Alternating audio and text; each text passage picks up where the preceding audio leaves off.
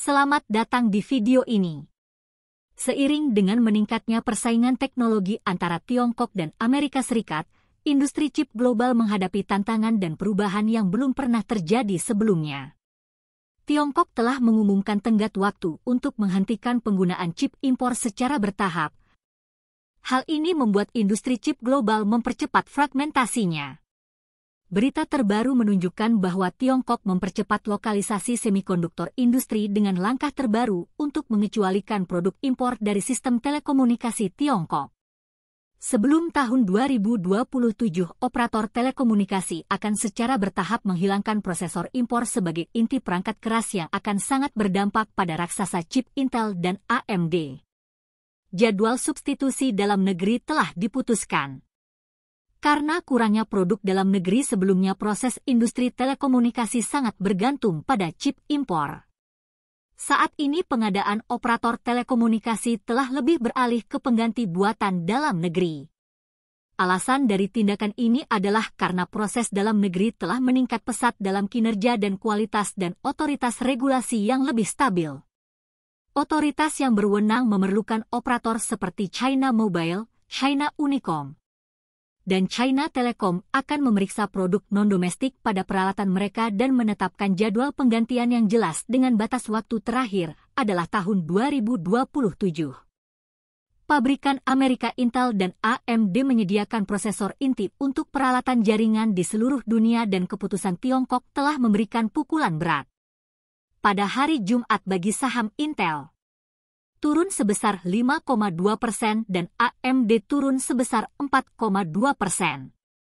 Menurut data pada tahun 2023, Tiongkok adalah pasar terbesar Intel yang menyumbang sekitar 27% dari pendapatan. Tiongkok adalah pasar terbesar ketiga dan menyumbang sekitar 15% dari pendapatan. Konfrontasi teknologi antara Tiongkok dan Amerika Serikat bertujuan untuk memisahkan peralatan semikonduktor dari jaringan global dan lanskap internet dari pertimbangan keamanan nasional AS. Amerika Serikat bersama dengan negara-negara lain di seluruh dunia telah mengambil langkah-langkah untuk memisahkan diri dari Tiongkok. Melarang penggunaan peralatan telekomunikasi Tiongkok sambil menindak pabrikan Tiongkok. Amerika Serikat juga melarang penggunaan peralatan telekomunikasi kelas atas. Perusahaan-perusahaan chip tidak menjual produk-produk canggih ke pasar Tiongkok. Hal ini telah mendorong Tiongkok untuk mempromosikan produk-produk dalam negeri dan secara bertahap menghilangkan chip-chip impor dari rantai pasokan yang penting dengan meningkatnya kekhawatiran akan keamanan. Perusahaan-perusahaan milik negara mengalihkan pengadaan mereka ke pengganti produk dalam negeri. Hal inilah yang menyebabkan perusahaan-perusahaan perangkat lunak dan perangkat keras Amerika seperti Microsoft dan Dell secara bertahap kehilangan pasar Tiongkok. Sebelumnya, pedoman pengadaan resmi dikeluarkan yang membuat institusi enggan membeli produk PC dan NB termasuk Intel dan AMD karena mereka belum menjalani penilaian keamanan resmi dan belum disertifikasi. China Mobile dan China Telecom adalah pelanggan utama mereka yang membeli ribuan server untuk membangun pusat data. Server ini digunakan bersama dengan stasiun pangkalan dianggap sebagai otak dari jaringan yang menyimpan data pengguna dalam jumlah besar.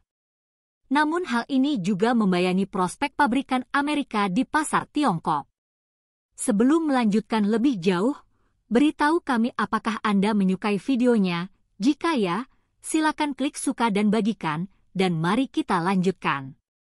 Intel menyatakan bahwa tahun lalu 3,2 miliar dolar pendapatan bergantung pada otorisasi kontrol ekspor pemerintah dan angka ini diperkirakan akan meningkat di masa depan.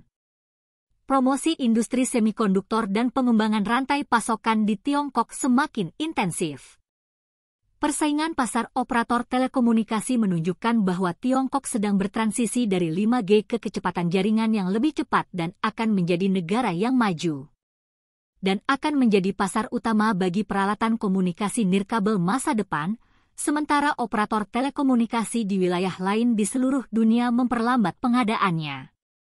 Tahun lalu China Telecom membeli sekitar 4.000 server kecerdasan buatan dengan 53% menggunakan produk Intel dan sisanya menggunakan produk dalam negeri.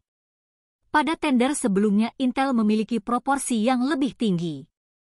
Sejak lama Amerika Serikat khawatir tentang Tiongkok menjadi lebih kuat dan oleh karena itu berusaha mencegah Tiongkok memperoleh teknologi canggih untuk terlibat dalam perang teknologi global dengan Tiongkok. Contoh paling umum adalah pelarangan chip yang menyebabkan kontrol ekspor pada banyak produsen chip yang melakukan transaksi bisnis dengan perusahaan Tiongkok semuanya dengan dalih keamanan nasional. Untuk memperluas cakupan pembatasan, Amerika Serikat juga telah mendukung Jepang, Korea Selatan dan Belanda akan membangun aliansi untuk membendung akses Tiongkok terhadap peralatan manufaktur yang canggih. Oleh karena itu Tiongkok telah memutuskan untuk mengembangkan industri semikonduktornya sendiri. Batas waktu bagi Tiongkok untuk menghapuskan pabrikan Amerika akan menyebabkan mereka kehilangan pangsa pasar yang sebelumnya dalam persyaratan industri otomotif sudah dikeluarkan untuk menggunakan chip Tiongkok sebanyak mungkin. Sebelumnya pembatasan pada iPhone oleh pihak berwenang juga menyebabkan banyak masalah bagi Apple. Bulan ini Huawei merilis produk AI MateBook X Pro yang menggunakan prosesor inti ultra terbaru dari Intel. Hal ini mengejutkan dan membuat marah sebagian anggota parlemen AS yang percaya bahwa Departemen Perdagangan telah memberikan lampu hijau. Pada kenyataannya pada akhir tahun 2020, mantan Presiden AS Donald Trump sebelum meninggalkan jabatannya, dia mengeluarkan lisensi kepada Intel untuk terus memasok CPU lanjutan ke pabrikan Tiongkok. Beberapa kelompok garis keras yang menentang Tiongkok mendesak pencabutan lisensi itu, tetapi Intel masih mempertahankan izin pengirimannya, sehingga tidak dikenakan pembatasan ekspor. Amerika Serikat pada awalnya meminta negara-negara lain untuk mengambil langkah-langkah denisasi, namun kemudian merasa sulit untuk menerapkannya dan mengubah sikapnya terhadap mitigasi risiko. Tiongkok kini mengambil langkah serupa secara aktif mengembangkan produk pengganti dalam negeri.